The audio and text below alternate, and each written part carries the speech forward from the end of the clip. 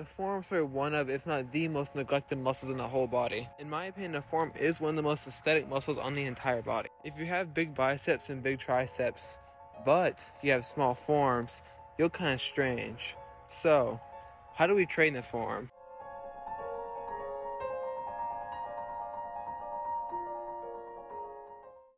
A lot of people make the very fair argument that you don't actually need to train your forearms. As long as you do your heavy pulling compound movements such as a deadlift, barbell row, cable row, lat pull down, etc., it will inadvertently build the forearms, which for some people is actually true. But a lot of people have lagging forearms, and some isolation work could help. The forearm has over 20 muscles inside of it, but for simplicity's sake, we'll divide it into 3 different types. Wrist flexion, which is bringing your wrist downward, wrist extension, which is bringing your wrist upward, and wrist pronation, which is wrist on its side moving upward and downward. You should be focusing on the flexor muscles. Why? The flexor muscles make up 2/3 of the entire forearm, extensor muscles make up about 1/3, and pronator muscles, they're barely even there. The biggest flexor muscle by far is the brachioradialis. Hands down, the best exercise for the brachioradialis is a reverse curl. It is the best as it mostly eliminates the bicep from the equation, since your hands are in a reverse position, making the brachioradialis work even harder to pull the weight upward. Coming in a somewhat distant second, we have the standing wrist curl, which overall you can load much more heavily than the rest of these movements, as well as it's much more stable. There's also the bench assisted wrist curl, which you do with the dumbbell or barbell, but overall it's pretty mediocre in my opinion, since at least in my experience I find it very awkward to do, and especially bad on my wrists. There's also the hammer curl, which itself isn't really a bad exercise, it's just much more of a brachialis or bicep exercise. As well as a bicep curl won't really work your forearms very much. There also are grippers, which overall they're pretty solid, but there are a few issues. It's much harder to progressively overload them since each setting is different, and each pair of grippers is different compared to dumbbells, which overall have very slight differences in actual weight. If you want to work both flexion and extension at the same time, there are various exercises for that.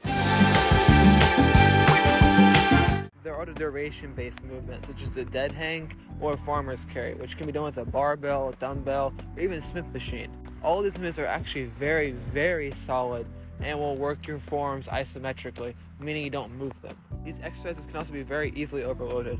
For the farmer's carry, you can just increase how long you hold it for, increase a dumbbell or barbell weight, and for a deadhang, you can attach a dip belt and put a plate or 2 on it.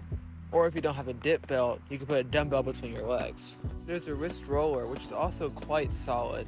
However, if you do want to maximize the amount of forearms that you are working, you want to either put your wrist right in front of you, not hanging out, or rest your wrists on top of a surface and still pull upward. You can optionally add some wrist extension isolation in it with a dumbbell, barbell, etc. But overall, they're not exactly necessary, since again, those pulling movements will do the extension work, as well as they're so small they don't contribute aesthetically or even size much.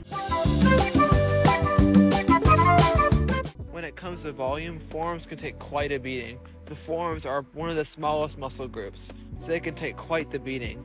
They can be trained as little as 1 or 2 times per week, and recover as many as 4 or 5 times per week, and most likely still recover.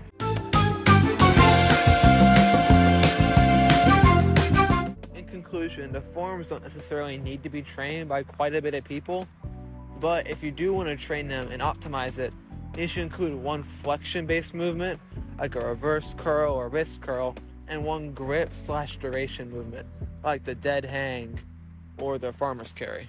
If you apply all these training principles in mind, you will see some crazy forearm gains. And subscribe if you like, and see ya. Check out my new favorite channel. It is so good. Oh my god. Look at it.